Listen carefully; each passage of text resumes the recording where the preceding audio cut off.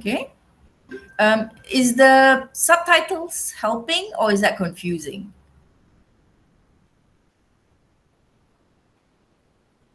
Do you find the captions useful? Do you find it confusing?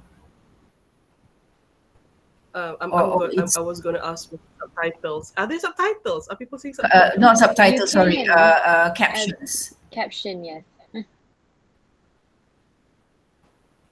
Does I it? don't see any For me, caption. Doctor, I'm okay both. Yeah. You don't see any captions? No, Ruby, you can by using the three dots, right? Three dots. Can you see? Oh, but And it's there's okay. like I'm good. Even if, yeah. even if I there also are no didn't turn it caption, on. I'm good. Okay. Shall I switch it off? Sorry, Doctor, you mean the caption when we are talking? And, Yes. Is that oh. useful or do you want me to switch it off? Is that distracting? For me, sometimes it's very useful because if we have some, you say some words that I'm not very familiar, so I will to search it according to the caption. Yeah. Yeah. And I like it as well because it forces me to enunciate my words. Otherwise, sometimes we swallow some words and people will be like, what are you saying? Whereas the caption will capture it. If you don't speak properly, you end up saying something that the caption will think, what? What's that? Right? So you need to articulate your words clearly. So I'm just going to try. This is the first time I'm trying. If you find that, you know what, it's just so distracting, then try to switch it off. I'm sure you can switch it off on your screen, on your end. Let me know if it's troubling. Okay, so today's session, let's go straight into it.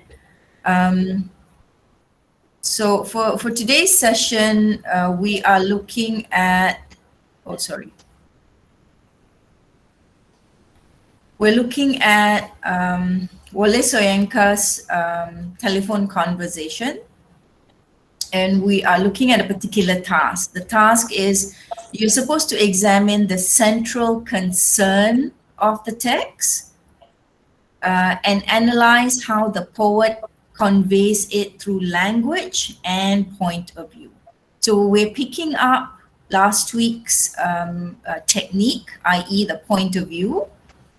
So we're exploring point of view a little bit more by looking at the connection between language on the one hand and the point of view on the other. Okay, so specifically Wole Soyinka's poem, this one. All right. I think we did do this also at when you did comparative literature. Am I right? Did we use this poem in comparative literature? I think so, yes. Yes, we did, Doctor. Yes, we did it with 3 other poems. Yes. Okay. So I like this poem largely because there's a lot of things that can be explored in the text. The poet is very clever in the way he positions the persona and the issue that the persona is dealing with without saying anything. He doesn't, picking up what Ruby said, the way she approaches a work of literature, who is being marginalized in this poem? Who is being othered in this poem? And who is doing the marginalizing? Who is doing the othering? And whose voice is it? Connecting to last week's work by Mohsen Hamid, The Reluctant Fundamentalist, who gets to tell the story? Whose point of view do we get to hear? And who is doing the marginalizing in this poem? So, but let's listen to what you have to say. But before that, let's have a read. Would somebody like to read this poem for us?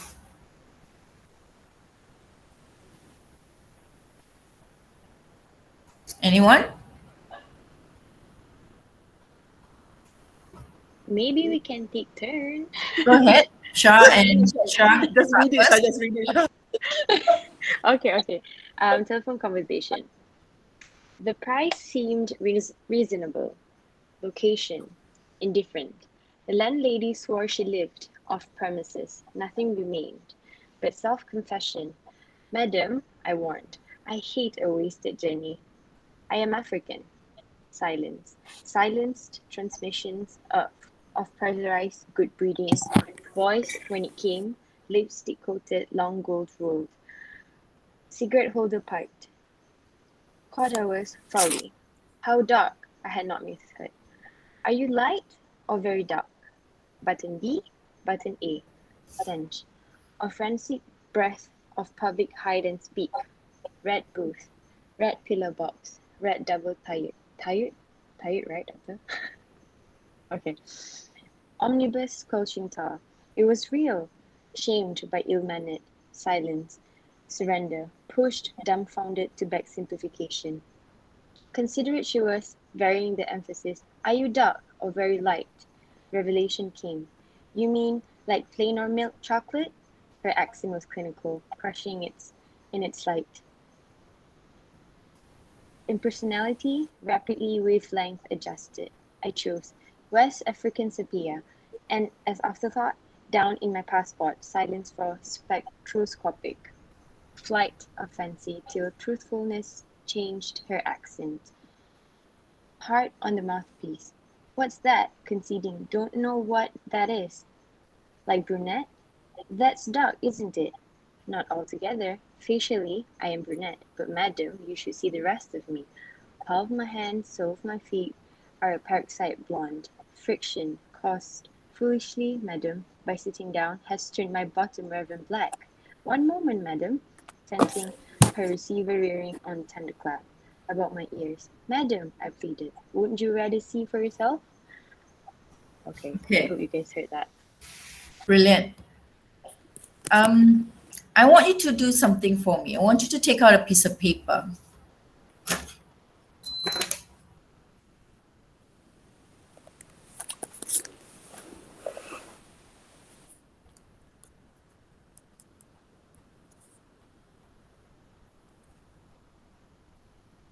Okay, I'm going to read the poem. Okay, let me stop presenting. I can't see. Okay, so I'm gonna read the poem. As I read the poem, what I want you to do is to sketch what you see. Okay, it can be stick figures. Don't worry about, oh my God, I'm not an artist. I can't draw very well. Whatever. Don't worry about all those things. You can just visualize it the way you want to. Okay. But what I want you to do is, as I'm reading this text, I want you to try to put it on paper somehow, visualize it somehow. Okay. And then based on that, we will then see what is the poet showing us and what is the poet not showing us. Okay. And you can, my suggestion would be to kind of do it like a cartoon strip, like frame by frame by frame by frame like this. Like imagine a cartoon strip with 4 frames, or manga strip, 4-frame manga strip, right? For Yonkoma, the Yonkoma manga strip. You got the 4 frame. So each frame will have one element or one aspect. So as I'm reading the poem, I'm going to go read it slowly. But as I'm reading it, I want you to put whatever you feel is the most important part for that particular frame. Can you do that? Do you understand what I'm asking you to do? Yes, doctor. Ruby, okay? Yes, we're gonna do some drawing. That is, you're gonna exercise the artist within. Okay, so yeah, and then we're gonna do a show and tell. Just freaking you people out. Okay, so okay. Okay, so let me hide this. The price seemed reasonable. Location indifferent. The landlady swore she lived off premise. Nothing remained but self-confession. Madam, I warned, I hate a wasted journey. I'm African. Silence. Silence transmission of pressurized good breeding. Voice, when it came, lipstick coated. long, gold-rolled cigarette holder pipe. Caught I was, foully. How dark? I had not misheard. Are you light or very dark? Button B, button A. Stench of rancid breath of public hide and speak. Red booth, red pillar box, red double-tiered omnibus, squelching tar. It was real. Shamed by ill-mannered silence, surrender, pushed dumbfounded to back simplification. Considerate she was, varying the emphasis. Are you dark or very light? Revelation came. You mean like plain or milk chocolate? Her accent was clinical, crushing in its light impersonality. Rapidly, wavelength adjusted, I chose West African sepia as an afterthought.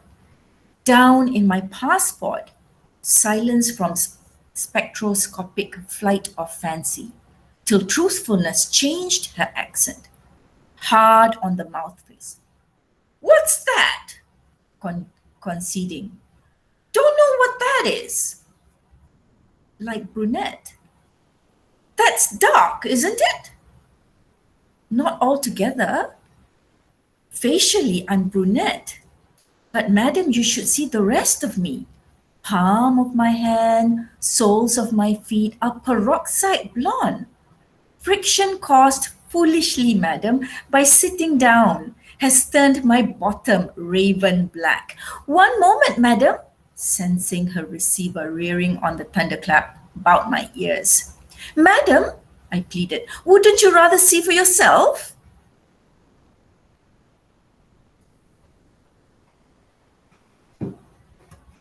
Okay, tell me what you drew.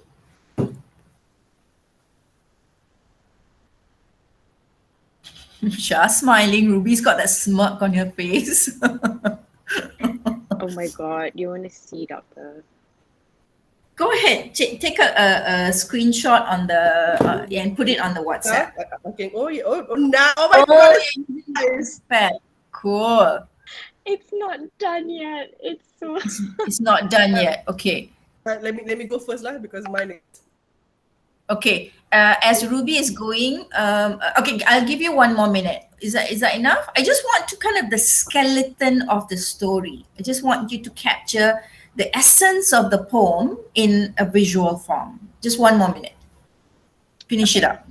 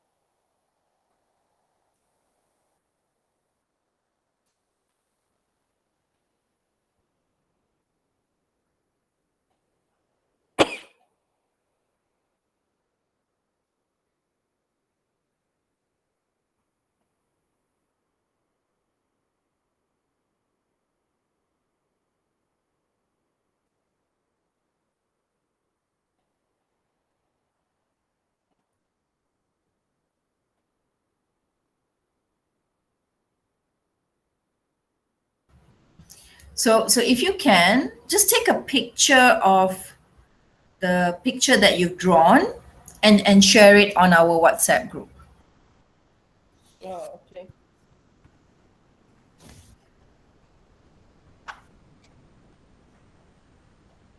You may want to sign your name. It could be a work of art, one of these, decades. You never know. When you become famous, we all can use that. Yeah, we knew so and so when she was our graduate student, and look at her now, famous and so successful worldwide, and this was her illustration. It might fetch a huge amount on eBay. You never know.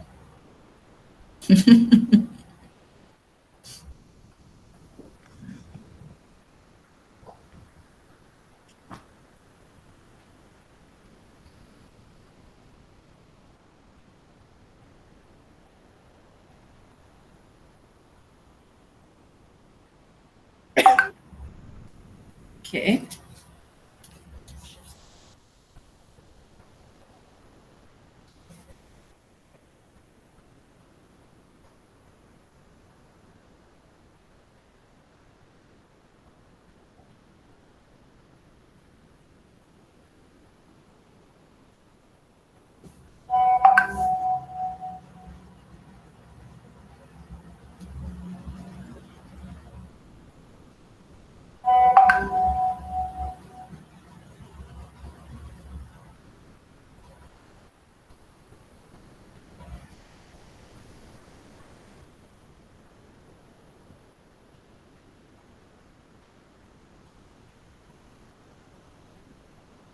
Just a moment. I'm sending.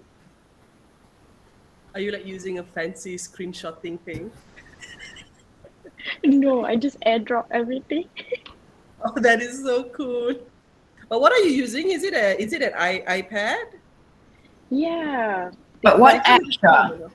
What app on the Ooh, iPad? Good Notes.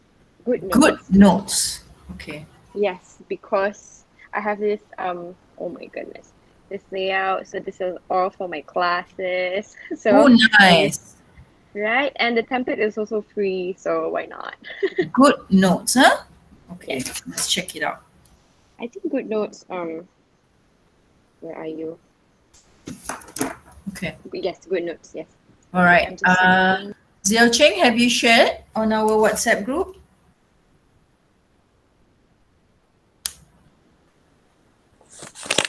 I'm doing, but not finished. Oh, okay. But it's okay. I mean, it doesn't have to be.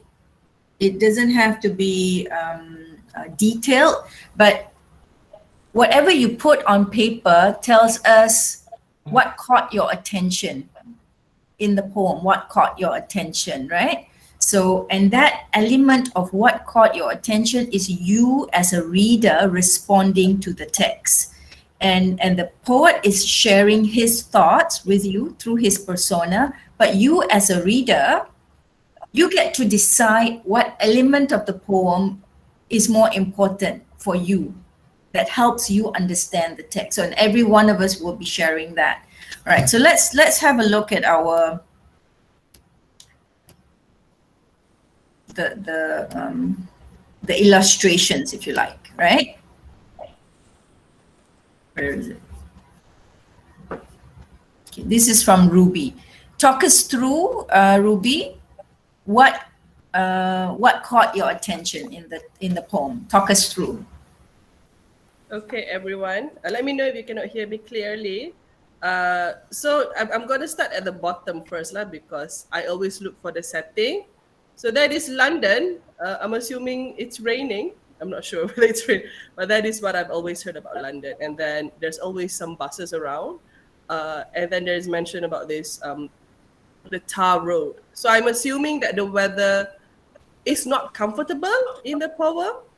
Hence, that leads us to our persona looking for accommodation, because obviously he's not feeling, he just wants to rest in my mind.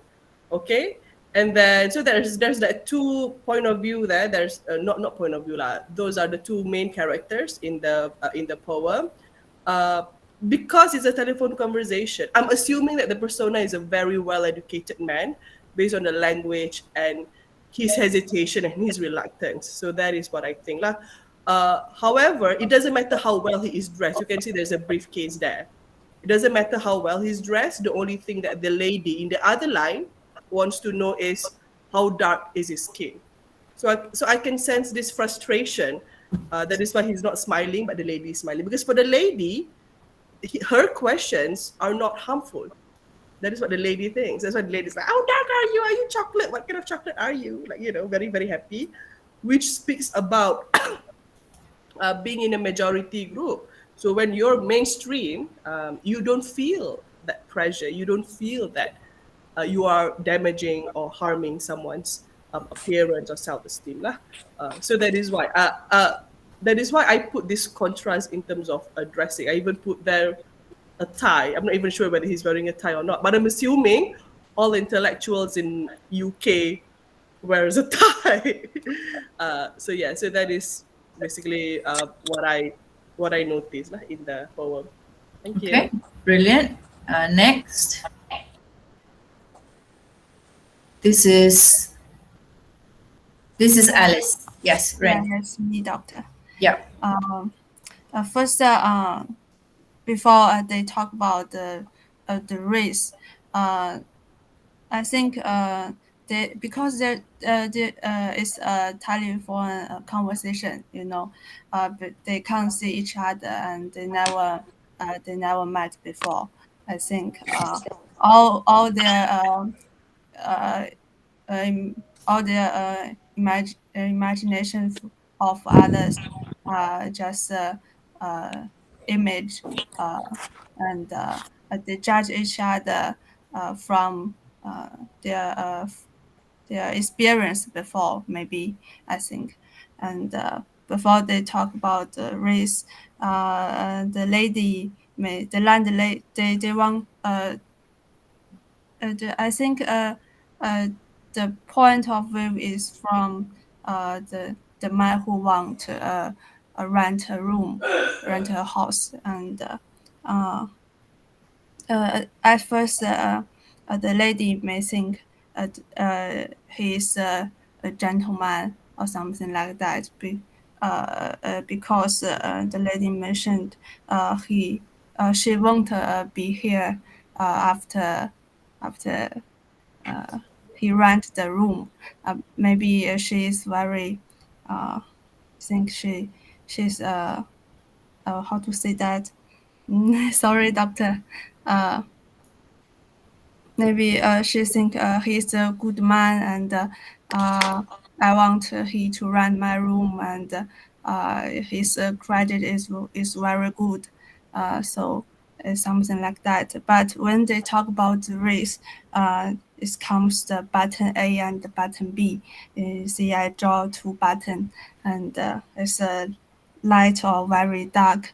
And maybe when it comes to the African British, they think about is just your skin color, uh, just also just two choices, light or dark, or very dark, and I also uh, I also focus on the color of mentioned in this poem. Is red, uh, light light dark or very dark, and I draw a red booth. Is booth. I think in my mind, booth is telephone booth is like this, and uh, when I talk about the booth, there are something around. Uh, also very right.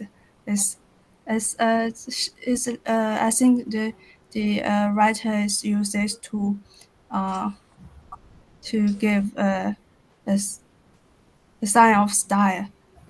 I think like that. Uh, and then after the man explained his color to the landlady, and he in this period they also they and also haven't met each other, and uh, the man say that would you like to see uh, yourself, and silence, and there are no answer, and just use the silence. The lady just use the silence to say no. So I put one moment and the other side say no. So it's um, the lady refused him. So it's like they never met before, but because his race, uh, he he he got to refuge. Yeah, it's some discrimination of race. Brilliant. Thank you. Next. Shah? Okay, so first of all, this one looks undone. Just I think it kind of resembles the conversation itself. It's undone business, right? Um, First of all, I hate a wasted journey, right? That's what he said. So that's why I drew some price tag because I imagine him coming from, very a very far place and the journey itself, and then the telephone booth is not always a comfortable place. It's always very smelly. Um, and then the second frame would be where he where the conversations get into like, are you light or very dark? So which one, right? So it's like it's just either or, Mm. and it's also very weird because we don't. I mean, coming from a Malay person, we don't ask that. At least I don't ask that. So it's kind of so I just put it like black and gray. I mean, black and white. So which, right? And then the telephone booth itself is where the setting is, I believe. I wanted to draw the lipstick, and I mean the cigarette, but okay, okay, Ruby, and then I wanted to draw the cigarette as well, but then I think, what's most important is where it is taken place. It's the telephone booth. Uh, I want to highlight that it's not comfortable, but I don't know how. So that's what I could do so far. And then I don't know why, but the milk chocolate part kind of stood out for me because I think it's funny because you know what? You want to compare so bad? Uh, let's have it like this. Like plain or milk chocolate. Well, I kind of have like questions like why is he taking milk as comparison, and but I think it's funny at the same time. Um, in a bad way, it's funny lah. So that's why I ended it with that. And also because I have like coffee that looks like that. That's the color of my coffee right now. So yeah, doctor, about that. Okay. 4 frames only. Thank you. Thank you. Searching. Hello. Now, in my picture, I have showed about my capture. At first, is calling, an action about calling, just from to kind of people, as the poem. Just one African man and a gentle woman. And then I signed about the dark passport and the price. My meaning is that price and the location is their conversations call yeah just now call meaning then dark and passport maybe mention about the Africans emotions.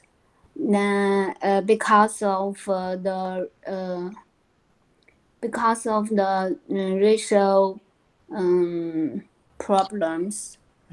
So it's about my capture.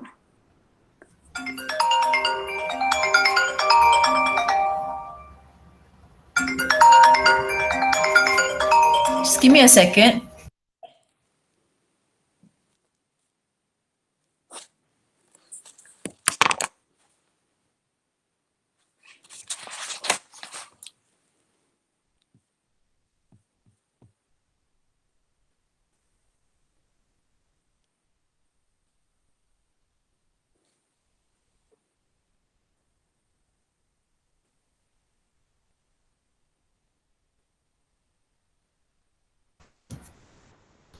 Okay. I want you to look at your own drawings again. And this is the reader's point of view. So what you have captured, the drawing, is the reader's point of view. So keep in mind that the reader has the omniscient perspective, right? You as the reader, you get the omniscient, the bird in the sky, the eye in the sky perspective. You get to see the whole thing. The persona only sees what he sees, which is the omnibus bus, the red booth telephone booth that he's in, the buttons that he's in, the smells. He is seeing only his side of you, his point of view, his side of the world. And the woman is on her side of the world. But the woman's description is told from the persona's point of view. How does the persona know this is what the woman looks like? That she's probably got this long cigarette holder, in her hand, and she's got this lipstick, this red lipstick, and her cigarette holder even has the lipstick mark on it. How does the persona know all this? The persona is feeding the reader information based on what? Does the persona get to see the woman? No, right? The persona doesn't know what the woman looks like, because as you all have drawn, neither know what the other looks like. Neither know what the other is all about, except for your voice, except for the voice that they hear. Neither one know what the other one looks like, right? So imagine like this, like I'm talking to you, you don't know what I look like, and you don't know whether I'm making funny faces to you right now, I'm sticking my tongue out to you right now, I'm maybe grinning right now. You don't know, you can't see me at all, right? So how would you know based on my voice what I look like or what I am doing? How would you know? How would the persona know? I guess he's assuming based on the tone of voice and the accent. So he So can the tone. He can the draw a tone. picture. So he is drawing a picture in his mind based on the voice that he hears on the other side, right? Did the woman get to draw the same picture? Did the woman draw the same picture in her mind? Did she, as he's talking, did she say, "Oh, are you dark?" Did she say that first? Yeah. So she wants to draw a picture. She needs to know. Yeah, but did she draw the picture at the beginning when they are talking on the phone? Did they No. did they start off by the minute he opened his mouth, she said, "Oh, are you a dark man?" Did she say that? No, No. he offers the information first. Yes. Which means she didn't realize. So Yeah. so you see the two sides. He kind of had an image of her already based on her voice, but based on his voice, she thought he was just another Englishman. That tells you that the way he spoke like an English person, and she never assumed otherwise. Whereas the way she spoke very much sounds like an English person. And the English person, the English woman that he has in his mind, that the persona has in his mind, is like this. So that's the first thing to realize. Okay, you can already see the persona's misgivings. The personas, to quote Ruby, how the persona others the woman, how the persona kind of puts the woman in his place in the way he describes her. He's got this pigeonhole, and this is how he positions the woman, right? She probably has this, okay, let's use this. She probably has this, this long lipstick holder, cigarette holder, and there is that cigarette, and she's just taken a puff, and there is a bit of a lipstick on the holder. How does he know all these things? He makes an assumption. He makes an assumption about her. She did not make any assumption about him. So you've got two reasons why that could be. He spoke like an Englishman. He spoke like somebody from her class, her community. So in her mind, oh, he's just one of my community members, looking to find, most probably a student, a graduate student looking to find a place to rent. Right? It's probably from up north, or from down south, or someplace in England, right? So he had to confess. He had to confess something. So that there are so many layers of silences and gaps in those first few lines. It's just mind-boggling how Wole Soyinka compacted the whole thing. And you, as the reader, you're given that point of view.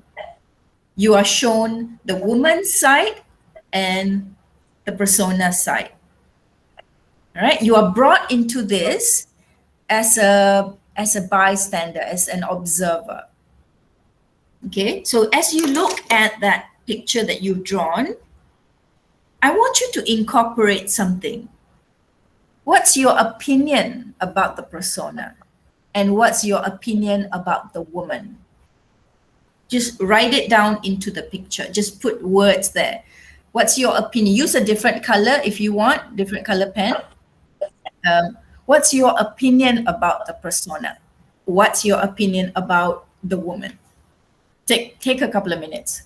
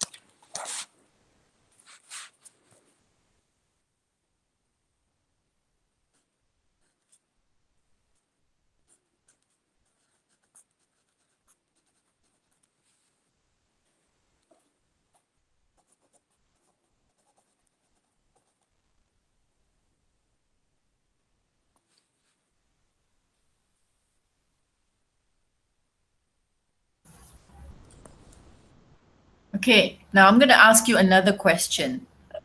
Okay, continue what you're doing, but I'm going to ask you another question.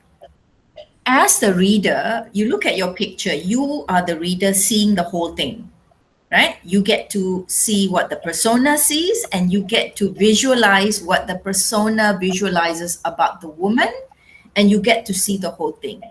Now, I want you to put down what is missing in this conversation. Not what you see, but what is missing. What do you think is missing that the persona doesn't tell you? Put that down. Just mark it somewhere in your picture.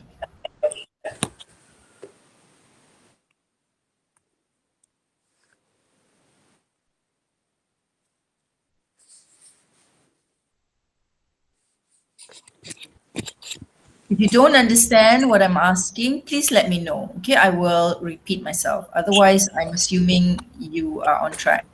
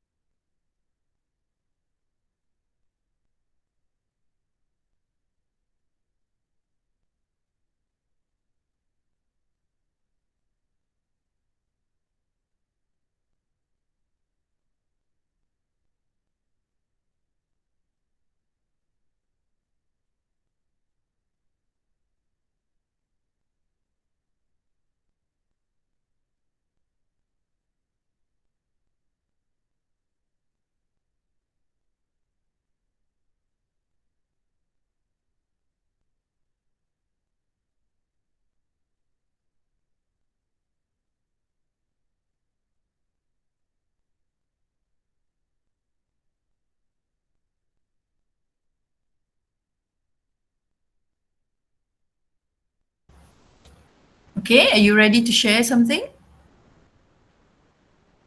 You can Yes, keep updating what you have put down as you listen to other students' comments, your classmates' comments. As you listen to their comments, put down other things. You know, sometimes when you're listening to someone else's reflection, new ideas are triggered in you. You get inspired to put more ideas down. So I would like you to continue with that. So who would like to go first? hi, doctor. Please. Okay. This poem, telephone conversation, this conversation, there is not the whole conversation. I think it's a part of their conversation.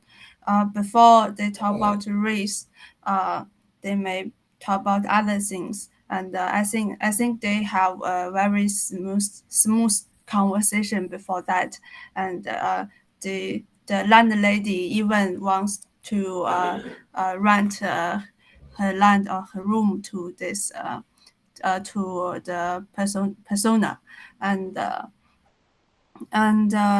that's I found not what is not contained in this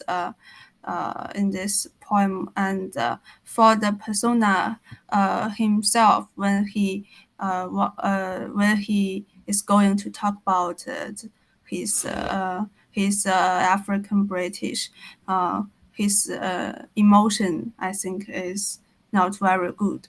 And it seems that before this experience, he rented other horses, and he was refused by other people. So he's very sensitive about this. In his experience in Britain, when he's studying, or he's doing other things, he got this discrimination from other people.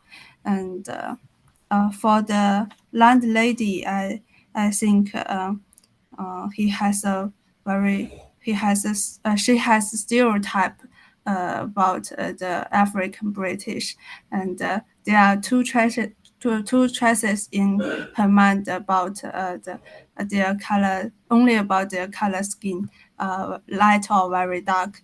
And so it's the sensitivity of a persona, and the stereotype of the landlady.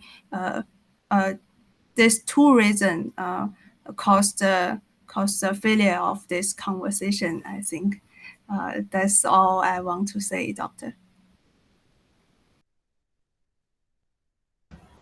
Thank you, Dong Lai. That was good.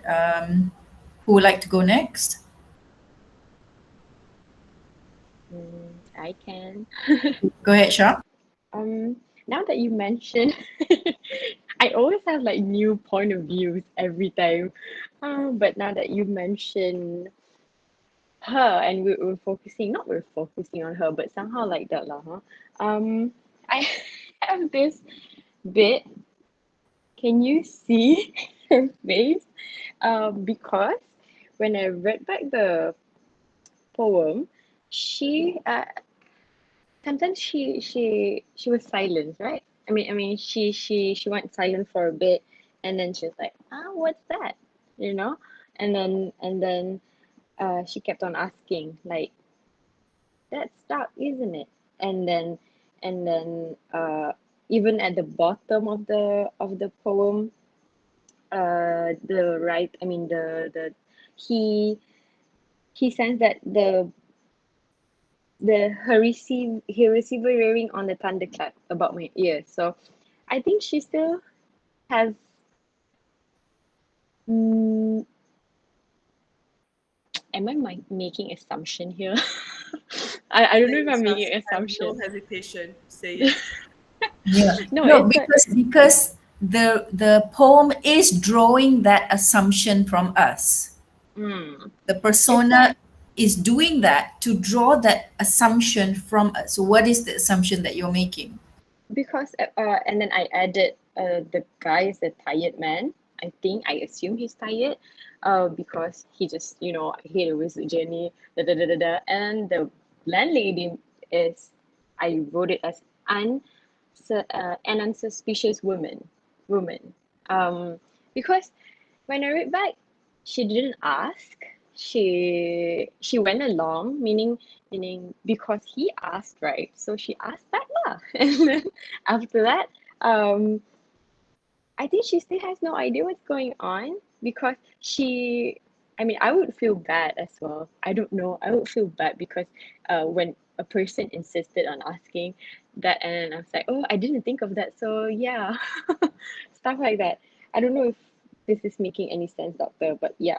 Basically, she's unsuspicious, and then she had no idea what's going on. That's why she, gotta hang up. Yeah.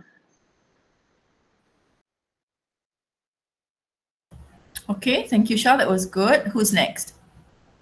I'll go Oh next. my God, I said that I said Shah and it came out Charlotte. Well, there you go. Shah, your name is now Charlotte. Oh, I take Charlotte If wrong Ravi there. became James in the return, Shah has become Charlotte. that is a very good name, though. That's a nice name. That's a nice, beautiful name. Thank you, doctor. I think the rest have already mentioned what I had in mind. Also, I'm very intrigued by the landlady. Um, Maybe because I see that happening around me. I know Shah said that as Malay people, we don't really. I'm not sure the Malays I met love coloring people. Uh, Yes. Sorry, Dr. Lar. But yes, for example, I have this best friend. So they are fraternal twins, and one is fairer than the other. And then, of course, my Kelantanese relatives, with their foul mouth, they would say, "Oh, you guys are twins. Why is one darker than the other?" And so when I read this poem, that really struck a chord with me because I am privileged because I'm fair. But for a lot of my friends with a darker tone, societies find it acceptable to say it, and then they absorb it, and then they don't think that it's wrong. So I wonder if the landlady here represents what was so normalized. So that was unsaid in the poem.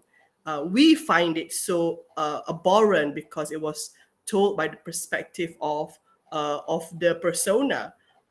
But I see more people like the landlady in any societies, to be honest, than the persona themselves. All right. So yes, but I also know that within, perhaps, uh, within the community, within the marginalized communities themselves, they will still do this. Darker tones, fairer is good, darker is not good. So that I find really okay. So she's representing what a lot of people have been normalizing. All right. So that's all. Thank you, Ruby. That was great. Xiao Qing? Hello. Um, I think this gentlewoman is a hypothetic lady who tries to hide her racist beliefs, but is just trying to hide them. But in fact, it's clear more.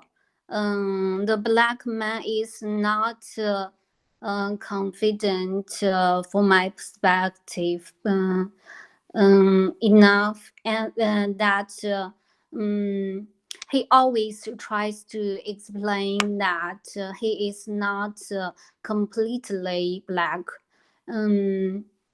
I think in this poem, the woman and the man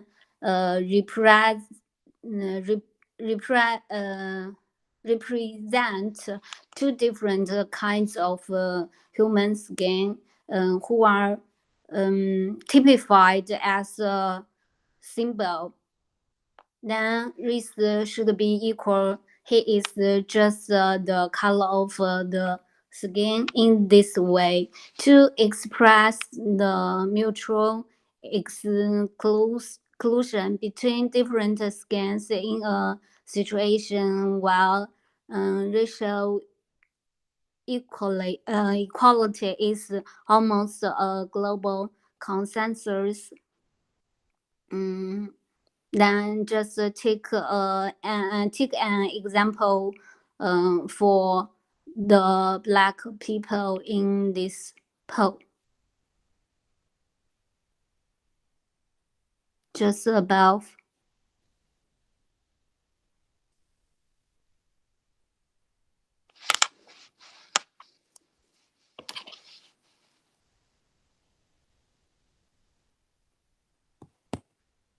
Doctor, are you saying something because you're mute? Xiao Qing, anything else? No. Okay. Thank you all of you because I like some of the key words that you all have used. So I'm going to, I've shared, I'm going to use the Jamboard just to illustrate some stuff with everybody. Can you all see this? Yes, doctor. Yes, doctor. Okay.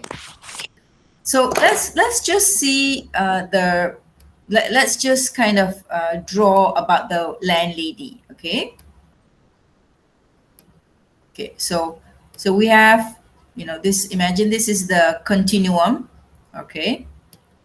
So on the one end, Shah used some important words like, he didn't use this word, but this is what I think she means. She used unsuspicious. Am I right? Yes. At first glance. But I feel like you are also, let's choose a color for her. This end would be green. So you use the word unsuspicious, but I feel you are also, I could be wrong, but I feel like this is also what you're trying to say. Yes. She is both unsuspicious and unassuming. It's like, it never occurred to her, perhaps, on this end. And something that somebody else said, I forget, I think it was Alice, that there was something else happening in the conversation before this moment in the poem. So basically what the poem is missing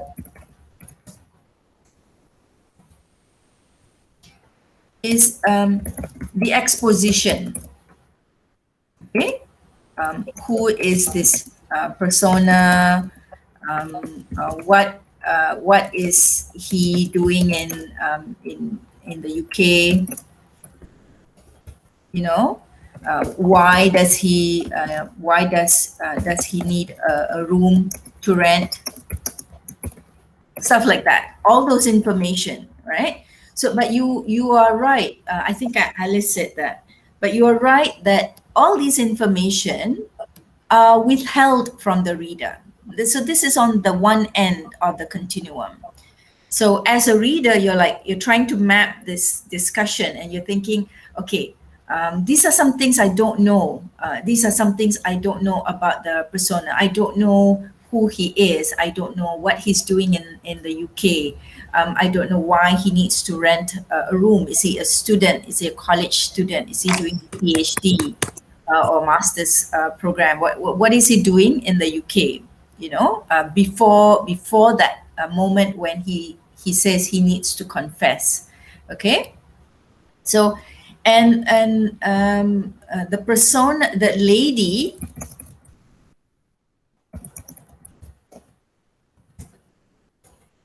so the landlady appears unassuming about the persona's skin complexion. The landlady doesn't ask that from the outset, right? And Shah said, the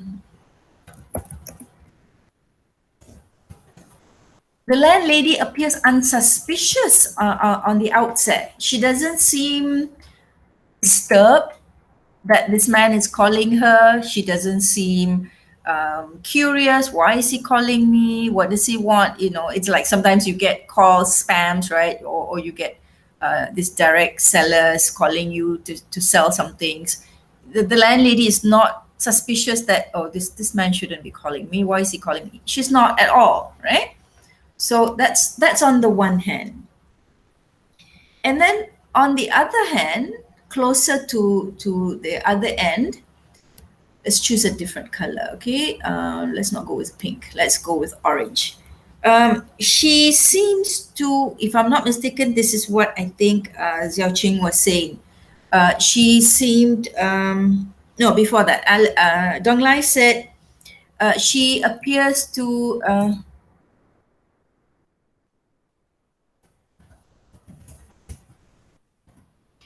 once he declares his skin complexion,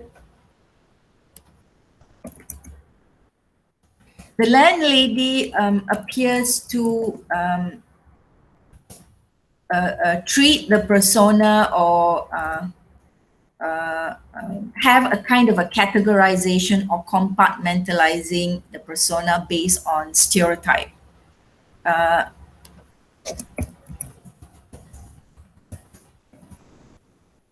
That issue was not there at the beginning, but as the conversation progressed, the landlady began to stereotype, right? So that's when you were saying things like dark or very light. If it's very light, okay. If it's dark, I don't think I can allow you to rent my room. If it's very light, then I feel like you can somehow share the space with me. So there is there, and I like what I think this is what I heard Zhao Jing said. She appears.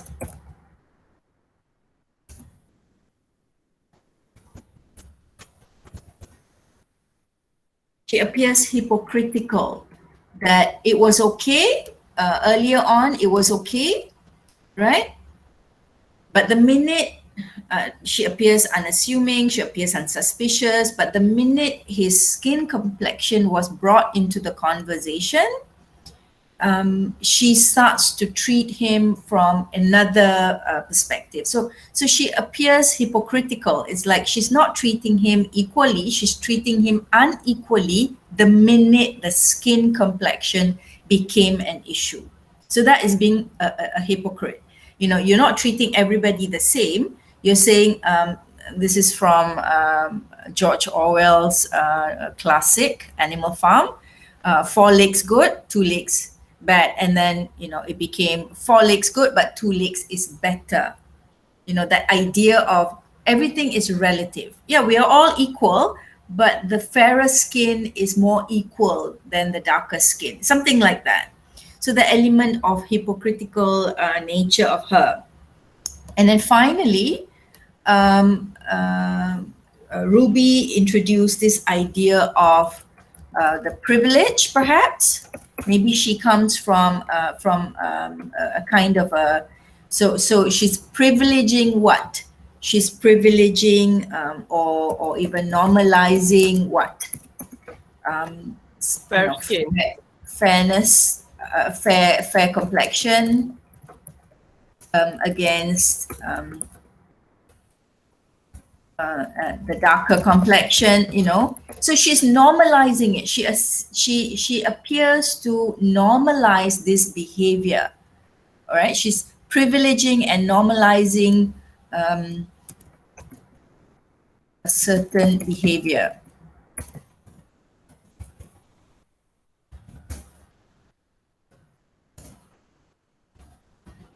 No, not using the US spelling.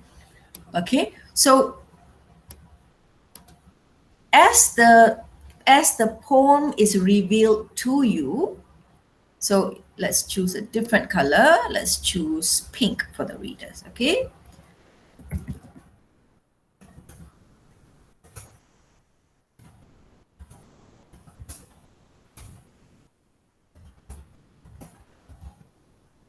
So this is the perspective that the reader gets.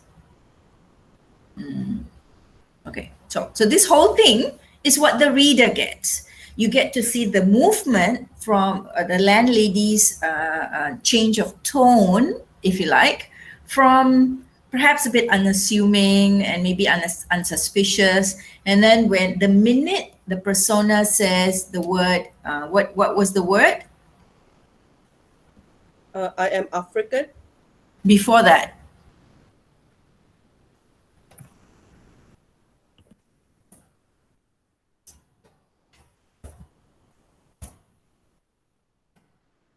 I have a confession to make, is it? Yes. So the minute the persona makes this confession, like he's done a crime, the minute he says, this is who I am.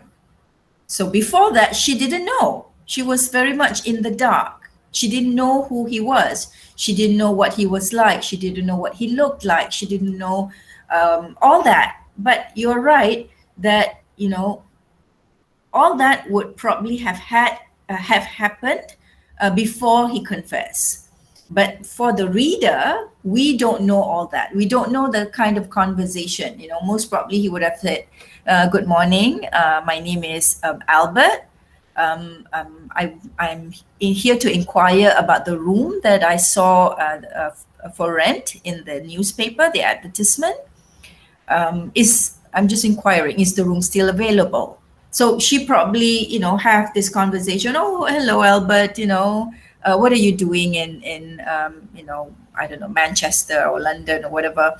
And I was like, oh, I'm studying here at the university. I'm doing my PhD. So, that's lovely. What are you studying? And all the rest of it. So all that element, the exposition, if this was a short story or work of prose, that would come in the exposition where you are revealed or you are introduced to the central characters, the backstory of the characters, backstory of what is about to be revealed to you, what happened before that, right? So all that is missing. So as a reader, you see a lot, but there are still certain things that you don't see. And those elements that are missing or the gaps are as important as what you see, because then you can make certain assumptions, certain informed assumption, right? So the minute he confesses, there's a kind of change in tone, the landlady's change of tone. Okay, she starts to show her true nature, if you like. That she's not comfortable if it's dark, but she's okay if it's very light, right? And she seemed to have a certain kind of bias against darker complexion. She has a very stereotypical idea. And gradually, she shows her truest nature when she becomes more hypocritical. Okay? And she seemed to privilege a certain class or a certain group of people against another group of people. Not through their actions, not through their lifestyle, not through their religion, not through their cultural practices, but predominantly because of their complexion. Okay? So, based on all this, another question that I want to ask you is the reader being negatively led by the persona? Do you in any way feel that the persona has misled you in the way he makes you feel towards the landlady? Do you understand the question I'm asking? Yeah, I don't feel that. I feel that he's just sharing. I think I think what he was trying to say is that he has experienced such things multiple times, and this is one incident of it. Yeah. So perhaps. That's why he hates the wasted journey. Right, right. So the reader's point of view is dictated by the persona. You have to be mindful of that. So as a post-colonial reader, you have to realize that the poet Wole Soyinka used the persona and his voice in this particular way, allowing the reader to constantly take certain sides. Now, whose sides do you take with? Which side are you associating yourself with as a reader? That is something that the persona the poet through the persona gets to play with. Even though the reader seems to have this monopoly of seeing the big picture, but you have to keep in mind that the reader only sees or visualizes what the persona is sharing with you, not what really is. For all you know, it's an old woman, graying hair, bent backwards, like, because she's bent down forward like this because, she's got a very bad back. And she's just afraid of foreigners. She's not used to being in a company of foreigners, But the way the persona describes her is like she's this good breeding, upper class white woman, the way she speaks. But keep in mind, the landlady thought that the persona spoke well too. She didn't assume he was a person of color. So what he assumes of her might not be accurate. Yet, as the reader, you don't really have a choice. You follow what he wants you to visualize. Do you understand what I'm saying? Yes, Doctor. Yeah. So Yes, we have to be mindful that as much as we resist colonialist discourse, the post-colonial writer can also represent the other, the white person, from his lens, from his experiences. Do you get what I'm saying? Yes, Doctor. Yes. Yeah. Yes, Okay. Any okay. any comments? What do you think? Any Um, comments? I don't know what to feel about when you said whose side to take. I didn't know that as a reader. Of course, we empathize more with the persona. But yeah, but I'm not sure if I want to take sides, if that makes sense, Doctor. Yeah. Sure. But when you are doing a reading, an objective critical engagement with the text, you need to be objective, but at the same time, you need to also ask yourself, what is the poet doing? What is the poet making me do or feel by having this kind of an engagement? You know, both I think both Donglai and Xiaoqing used the word gentle. Is that right? Yeah. Yes, Doctor. Oh, no. Donglai said gentleman. The man appears more gentle, whereas Xiaoqing used gentlewoman, right? So there is that element that you get of both the persona and this person that we never get to see, you know, whose voice represents her.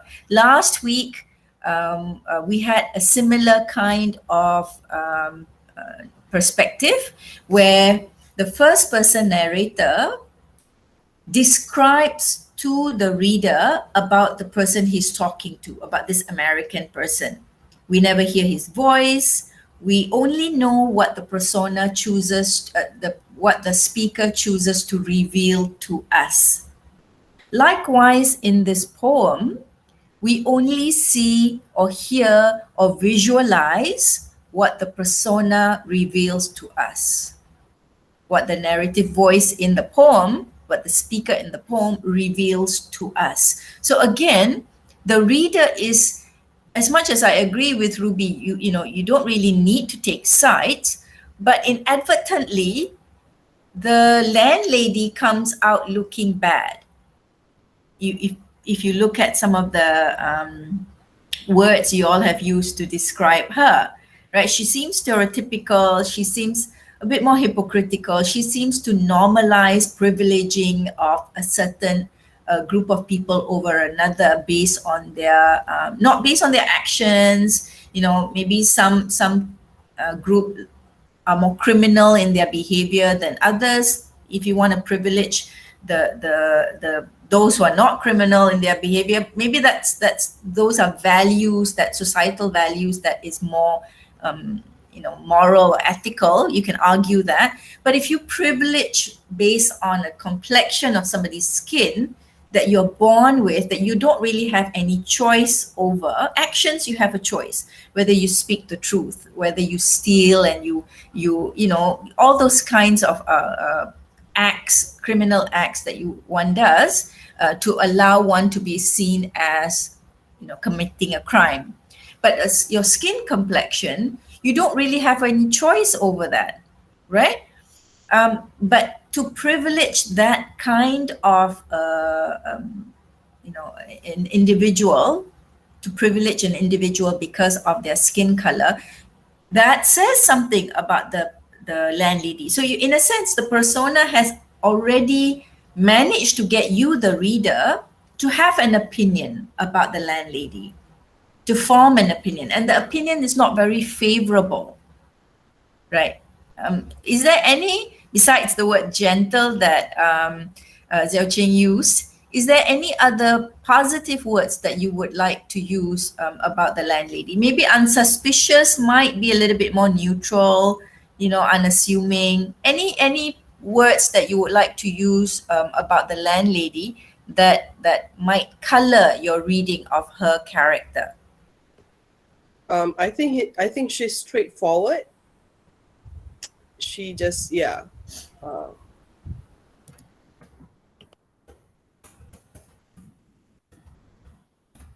Direct. So she's direct. She doesn't she's beat around very the well. bush. Yeah, doesn't beat Yeah. around the bush, right? Anything else? Any other words? Doctor, I think she is she is very easy to trust other, because when they talk about renting the room, she also gave the promise that she won't be here anymore, I think. She appears easily trusting. Yeah. Again, a bit unassuming. Where's the word? Yeah. So she's basically unassuming. She doesn't. There's no sense of suspiciousness. She's not like, oh, can I trust this person? Is this person gonna rob me blind? Is this person, she doesn't appear to have those kinds of thoughts, right? So it starts off in that light, but mind the pun. But as the poem reveals itself, that element of her personality becomes transformed. And again, it is done by the persona, right? Especially when he says, my bottom used to be white, my backside, my bum, but now because I've been sitting too much and the friction and everything has made it black. But would you not want to see it? So what in fact is he suggesting? How does he end the conversation?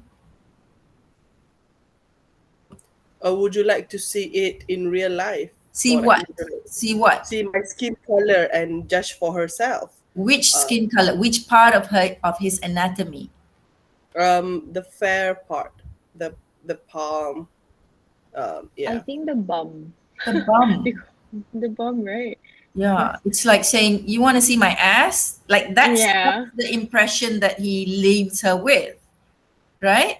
Because he is so disturbed by the way she also changes in the course of the conversation for him.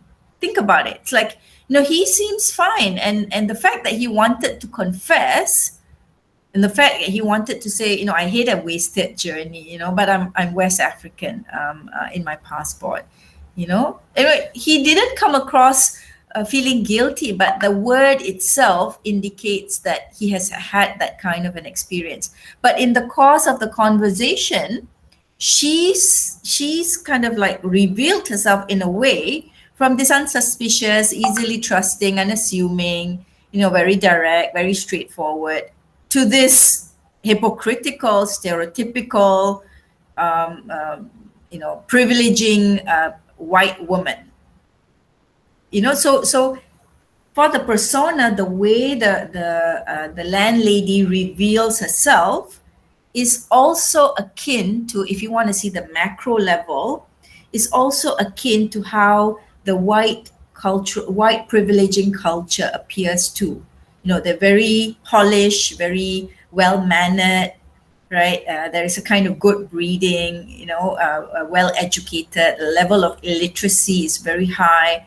But the minute the race and the color issue comes into the picture, they start to show their true colors. They don't treat everybody in the same equal footing. There is a kind of privileging that comes into the picture. So that is, in a sense, the macro level of how the race issue is played out in this poem. Through this relationship or this engagement in this phone call between the African, the persona and the landlady, the white landlady. Okay, any questions from you before we sum up the class? Does that make sense, everyone? Yes, that does, Yes, Doctor. I think you very really Yes, much. doctor. expanded your our interpretation of the Yeah, novel. Okay, so this is from um, section based on. more things to write on our e-task. That's fun. Oh yeah, I submitted it. I think I want to add like one or two more paragraphs later. I haven't. Yeah. And Um, then Yeah, I want to and then submit it. I had to stop myself from looking at last semester's one because I don't want that to color me. So yeah. I just like really okay. Same. You were saying, Alice? You were saying something?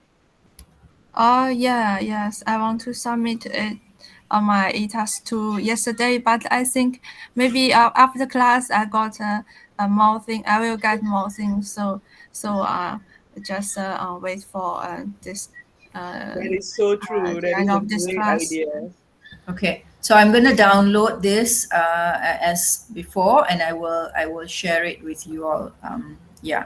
So the thing I want to kind of capture your imagination with is that there are layers when you're reading a text. There are layers. The first layer is the picture that you drew. Look at the pictures that you drew at the beginning. That's your first impression. It's almost like taking snapshots of something. That's your first impression. But as you dissect it, you go deeper and deeper and deeper, and you start to break it down. You look at the language, you look at the way words are being used.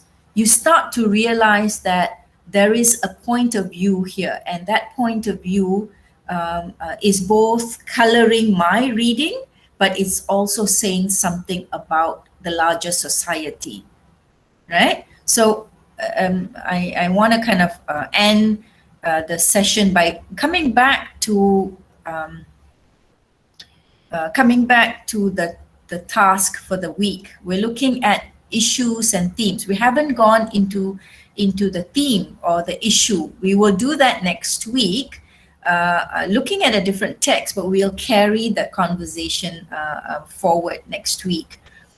But that element of when you're looking at identifying a theme of a particular text, you still need to break it down to the language that is being used by the text, by the poet or the writer, and the perspective, the narrative voice. So the idea that the narrative voice and point of view, it's not just the way the story is told or the poem is revealed to you. It makes a lot of impact to understanding the themes and the issues of the text.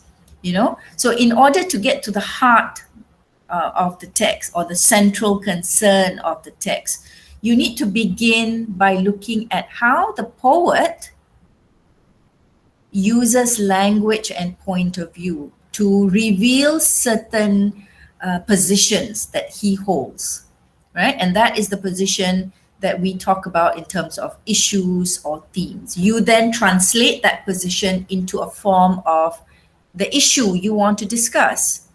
It could be about normalizing certain privilege. That could be an issue that you want to discuss, right?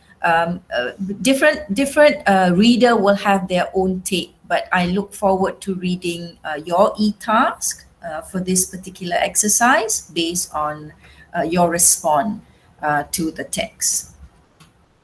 Okay, so basically that's the class. I'm just going to go quickly around with everyone before we end. If you have any final thoughts or questions or comments, I will start with Donglai. Alice? Okay, doctor.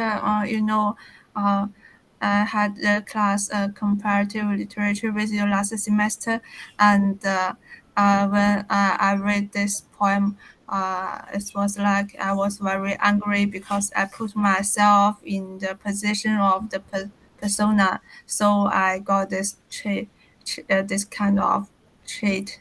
So I think always is unequal. But this time I am more objective about this poem, and I see more things. And yeah, it's the same text, but I see from a different perspective.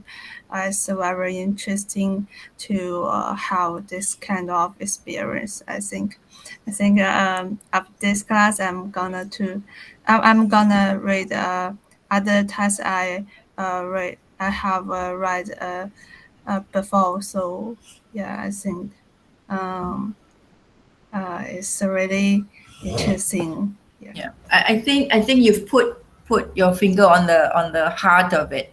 As critical readers, as readers that is engaging with the text in a critical fashion, you need to disengage as much as you engage. You know, the reason sometimes we get emotionally sucked into the text is probably because we are too engaged. We're too affected by what we're reading, and that can be a strength, but it can also be a weakness. You know, it's like knowing someone and defending that person because you love or care for that person so much that you are blinded by the person's true nature, right? So when you are objective, you distance yourself enough to be able to see the strength as well as the loopholes or the gaps in the text, right? So I think you've made a very astute observation that sometimes when we become too emotionally invested, that's when as a reader we become too passionate, and as the word you use, angry, right? You can be affected in that way. But the minute you separate yourself slightly, you can see more in the text. So that one experience will always keep in you the idea that, okay, the minute you're angry or charged up by what you read, you know you're not doing it right. You need to kind of like distance yourself a little bit, come back to it. The minute you get too engrossed in something and you get emotionally affected, you know you're not being objective. And the minute you're not being objective, your writing will also show. It will reflect in your writing. So that's something to keep in mind. Yeah, brilliant. Well said. Ruby? I love that you managed to like onionize. Basically, you help us peel the layers of a certain text. And again, I like to always also apply what I learned from other lecturers. Like Prof. Ruzi mentioned, a text is constructed, the story is constructed, because I was asking her, can I use memoir to compare with a work of fiction? And then she said, everything that is written, there is a story constructed to it. And then when you mention the layering, so the story is constructed, and then the writer constructed it. And as a reader, we are supposed to deconstruct it. Or as you said, we're supposed to like peel layer by layer. So I think that helps a lot. I think in this class, you help us to do it step by step. In other classes, it's basically one text a week. Then like, you know, so it moves very fast. I like that here. I get to, because the poem Wole Soyinka, the poem is very short. Yep. Yeah, and then if you just read it at one go, because I read it at one go like last semester, I didn't get as I'm getting today, to be honest, because I'm focusing on that only. So that is interesting, you know. The landlady, did she come from a certain background? What is the stereotypical image of her? And then our persona, educated, frustrated, and then multiple experiences he may have had in the past. So that what an enriching take on that one very short piece, I must say. Right. Brilliant. Well said. I like that idea of how stories are constructed, and the role of the reader is then to deconstruct the story. Oh, that in itself already captures the relationship between you and the text that you read. If the writer's charged with constructing a story, the reader is charged with deconstructing, breaking it down, going to the heart of it. That's a brilliant analogy or metaphor even of what we do as readers and what they do as writers. Brilliant. Thank you, Ruby. Shah? It's actually what you always remind us also, Doctor, like you always remind us like to unpack. So I think it's the same concept as, deconstruct. And when I look at the poem again, there's a line saying, I don't know if I'm taking this like too literally or what. Her accent was clinical, crushing in its light. So I searched clinical, and clinical is very efficient and without feeling, meaning, detached. So it could be like in the diagram that you made just now. Yeah, she's probably just, like what Ruby said, straightforward. And then I was like, am I not being critical enough right now? So I should be. Yeah, starting right now. I should be. Yeah, Yeah. but how does the persona know this? The persona is making a Mm. lot of assumption, Yes, right? yes, he She could indeed just be is. speaking that way because that's the way she speaks.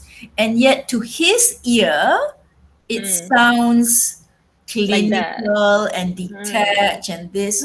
So he is making a stereotypical depiction of her based on his previous experiences as much as Mm-hmm. she is doing the same.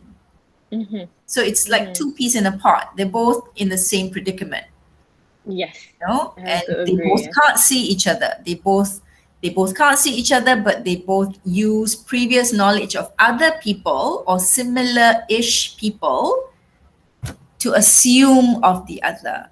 So they're both culpable in the same way, that yeah, so thank you, Shah. Yeah, Xiao thank Qing. you.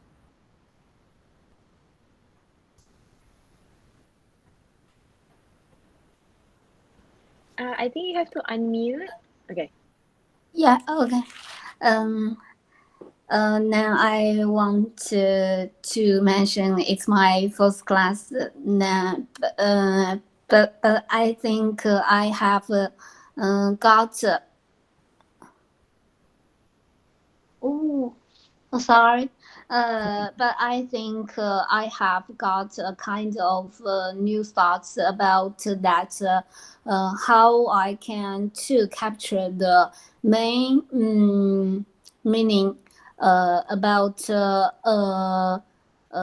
new fiction, especially foreign fiction. Uh, Frankly, I'm not familiar with many foreign fiction, but at least this class I have read a poem from other culture. Then I have mm, uh, I think I have read about a problem in the world, and the problem is very important in the world.